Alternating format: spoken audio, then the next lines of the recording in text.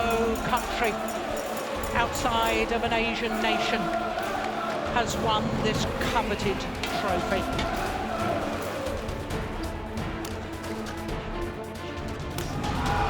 They've done it. Denmark have won the Thomas Cup.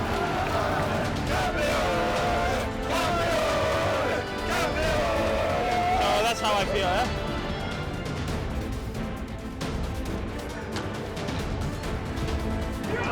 It's Danish.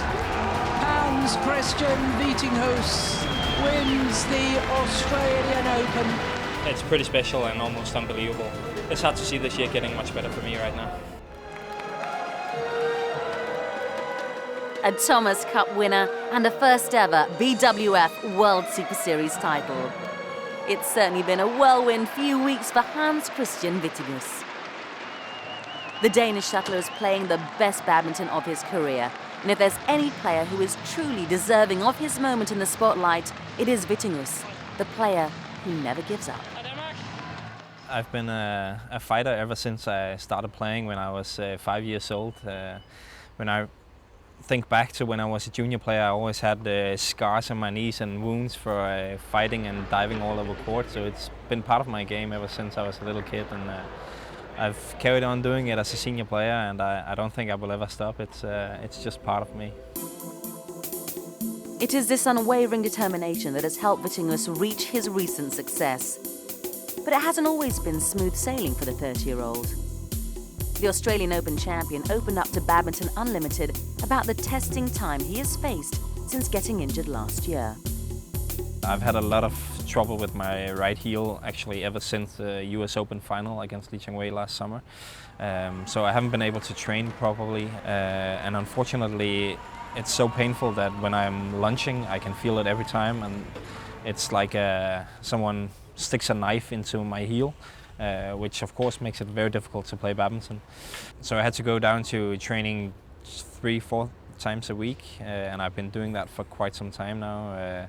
Of course I can do lots of other stuff like weight sessions and video analysis and stuff like that, but on court I can still only go 4 times a week because the pain is still affecting me sometimes if I train too much. With the Olympic qualifying period having begun in May last year, the injury could not have come at a worse time. Not about to give up on the dream of participating in sport's biggest event, Vittinghus endured the pain and continued to compete. Because of the Olympic qualifying period, I've been playing quite a few tournaments with this injury. In the entire period from June until November, when I played the Scottish Open, I had lots of pain in my heel, which was also the reason why I chose not to play China and Hong Kong Open, because I simply had too much pain. I wasn't training at the right level, so there was no way I was going to perform at the Super Series level. The gravity of the situation soon hit home for the Danish shuttler.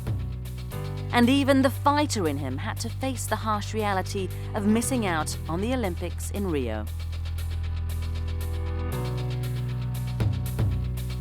After Denmark Open, I wouldn't say given up, but I didn't really focus on the Olympic qualifying anymore because we have Jan Jørgensen and Victor Axelsen who were already far ahead of me in the rankings, so it didn't make sense for me to try and push anything to qualify for Rio because the chances were pretty slim, and if I couldn't train at a decent level, then I won't be able to play at world-class level anyway.